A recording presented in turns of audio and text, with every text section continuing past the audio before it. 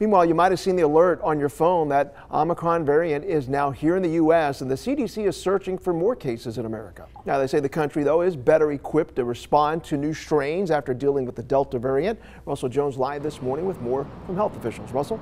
All right, Russell, thank you. Meanwhile, new developments in the investigation of the student now waiting to be tried as an adult for that deadly school shooting in Michigan. Investigators say the 15-year-old recorded videos of what he was planning and wrote in his journal he was going to shoot and kill fellow classmates.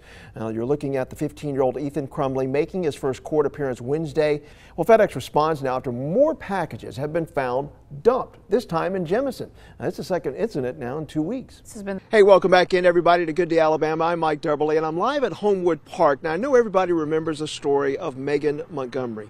She was the woman who was killed, found dead, shot to death inside an SUV at Mountain Brook High School's parking lot in December of 2019.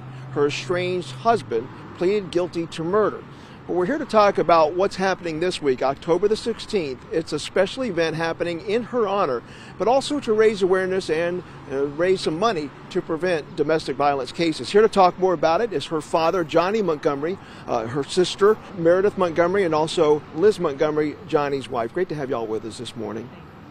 Johnny, I know even though it's been a couple years, you're doing this event. It's for her. Just what are your emotions as you get ready to organize and plan this event happening on October 16th? Mike, it's really have been very emotional because, I mean, I've been riding around putting up signs, we've been putting up brochures, and just seeing Megan's picture everywhere you go, and hopefully we're going to save some lives.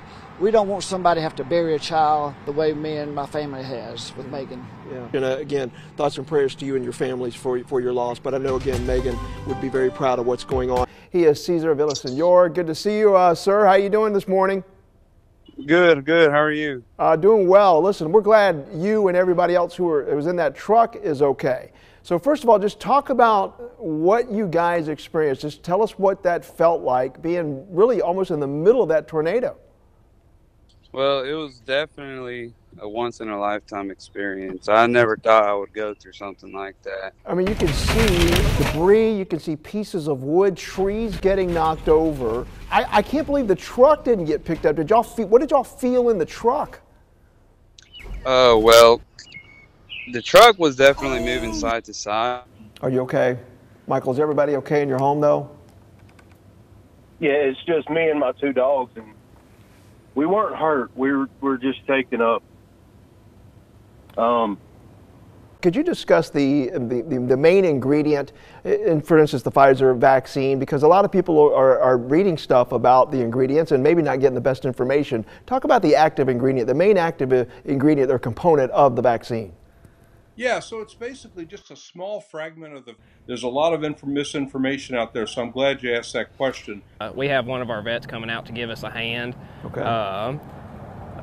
I think we'll be able to get him. Now, when you say give you a hand, do you mean tranquilizing, or will y'all basically like, in cattle ranch, you maybe try to rope it like you would a calf?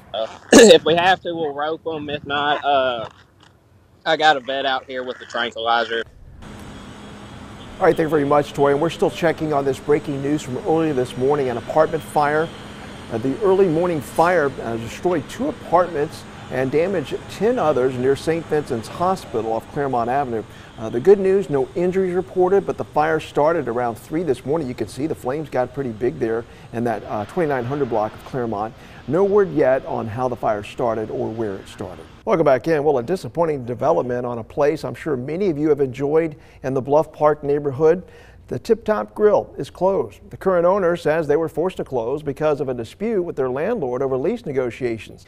Well, Jack Nicklaus says the golfing world has lost a hero, talking about professional golfing pioneer Lee Elder, who passed away at the age of 87. The PGA Tour confirmed Elder's death in a tweet.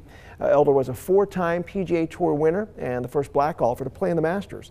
He joined Nicklaus and Gary Palmer, in fact, at last spring's Masters for the ceremonial first tee shot. No word on a cause of death. A former driver for FedEx could face 6 counts of theft of property. That's from Blount County Sheriff Mark Moon, who told WBRC the driver who dumped packages into a ravine did so 6 different times. Sheriff Moon says there could be up to 450 customers impacted.